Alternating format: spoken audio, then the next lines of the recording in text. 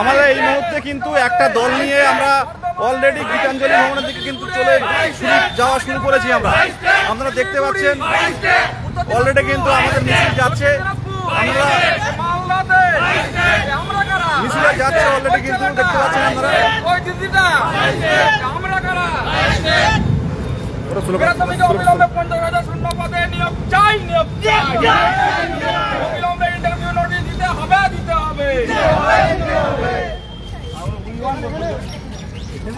ইতিমধ্যে আপনারা দেখতে পাচ্ছেন উত্তরবঙ্গ থেকে বেগুনি চলে এসছে, উত্তরবঙ্গ থেকে বেগুনি এসছে, বেগুনি আদিত্য এসছে।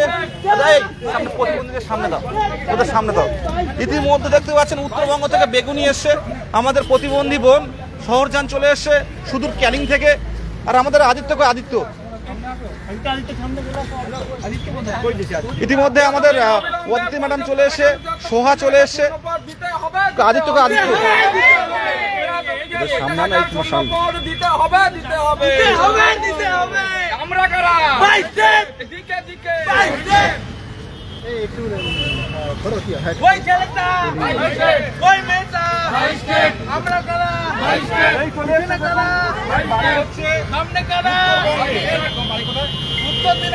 হ্যালো,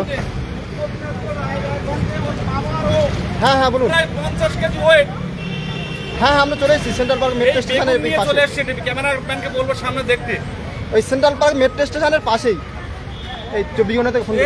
এরপরে যদি মুখ্যমন্ত্রী এরপরে আমরা কারা এরপরে ওই ছেলেটা আমরা 50,000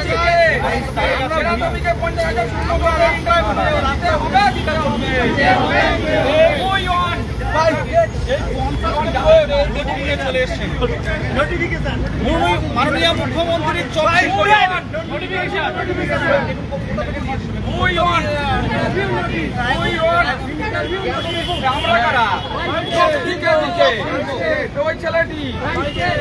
মিডিয়া আসবে তাহলে হাইট নেবে, তবে স্লোগানটা দিতে হবে। স্লোগান দাও। মুখ্যমন্ত্রী বলছে আমি উত্তর দিনাজপুর প্রত্যেকে বেগুন নিয়ে আসছি, সব শিল্প করবো। একটা কথা আমি অবাক হয়ে যাচ্ছি যে আজকে 30,000 কি 35,000 যদি ডিএলএড থাকে, আজকে এত কম সংখ্যক। লজ্জা লাগা দরকার যারা বাড়িতে বসে দেখছে। সত্যি কথা বলছি, এটা কি বলছে এরা বাড়ি বসে এডিএম হচ্ছে আমাদের নোটিশ চাই, কিন্তু রাস্তায় নামানোর সময় এই কজন যে কজন আসে সে কজন এইভাবে নোটিশ জীবনেও আসবে না। বাড়িটা রোদে জলে পুড়ে আমরা একবার এখানে আসছি ধর্ণা দিতে, কি মানে এইভাবে 8 ঘন্টা অতিক্রম করে তারা পারমিশন নিয়ে আসছে, তোমরা আসছো না বাড়ি বসে সবাই বাড়িতে বসে বলছে আন্দোলন ডাকুন, আমরা যাব আন্দোলন করব, কিন্তু যখন আন্দোলন সত্যিকারে ডাকা হচ্ছে তখন কিন্তু উপস্থিতি নেই।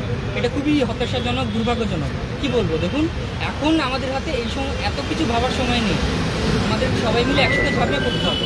অধিকারের লড়াই, নিজেদের অধিকারের লড়াই। একদম